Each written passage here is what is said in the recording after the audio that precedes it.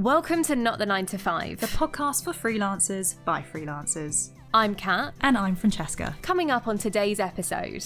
Some clients feel that you're like a machine. It's just easier if you've got that deposit and you've got a contract. They know what the expectations are of your work and what you should expect from them as a client. So you have to tell your client that. You cannot expect them to know that. But they'll also remember you for like being organised and setting those deadlines. Client management, let's go. On with the show. So as always, don't forget to follow us on socials, on our Instagram, our TikTok, YouTube and LinkedIn. We are on LinkedIn. A lot of podcasts aren't. We are.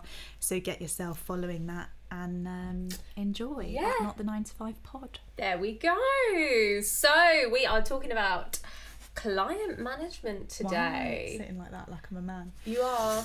You are sitting very manly. In a very feminine top. Thank you. Client management. Yeah. What do we think about it? What's your first top tip?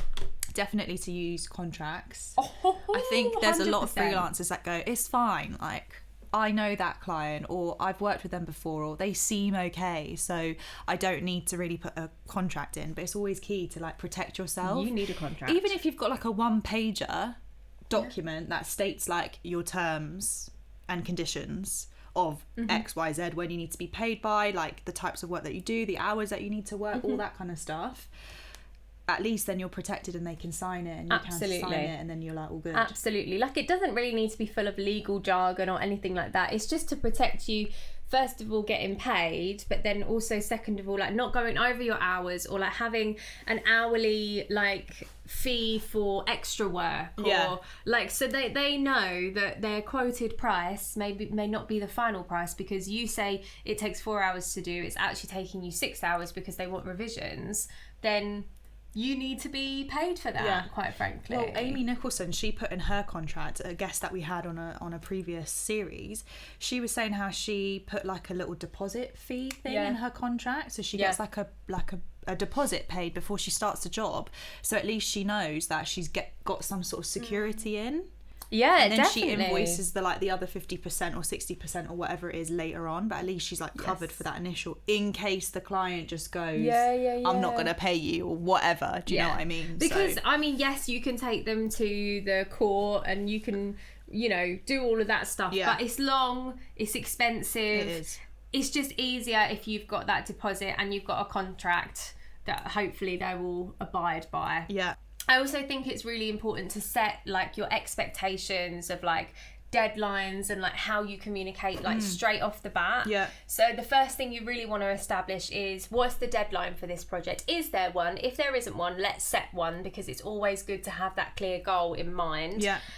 And then communication wise, everyone is very different, especially for freelancers. You may go, right, well, I don't work during the day, but I really like working during the evening. Yeah. So you have to tell your client that. You cannot expect them to know that. Yeah. They have to be told in black and white. In writing. I work from 4 till 9 or whatever hours it is you work. Rather than just going, well, that's what I do, so they should just expect that. Because actually they don't know. They won't, because most of them are 9 to 5. Exactly, and they'll communicate to you within that time frame. So if you know that you need to work in the evening because that's how you better work, exactly, fine. But then get all the questions that you need answers from them in the day, right? Yeah. In the work day.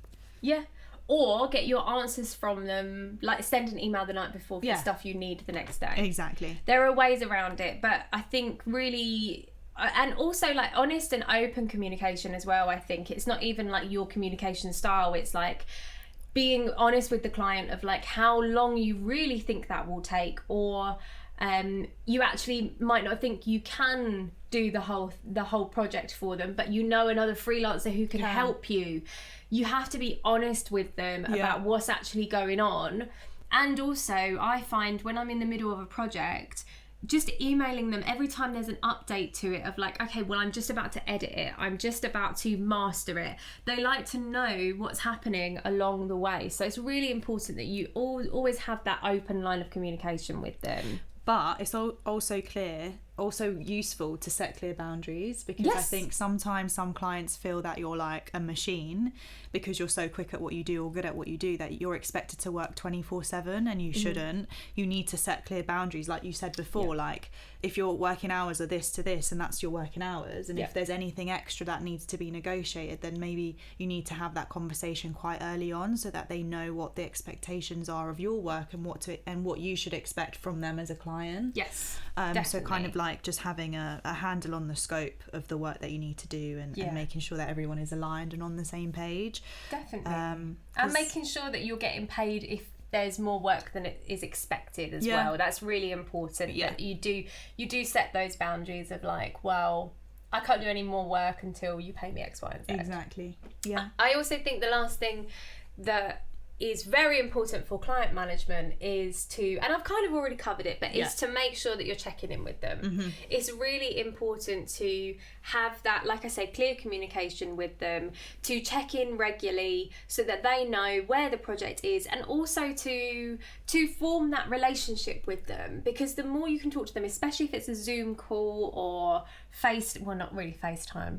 Clients don't really use FaceTime. No, not always. But I feel like people are moving towards WhatsApp chat though. Yeah.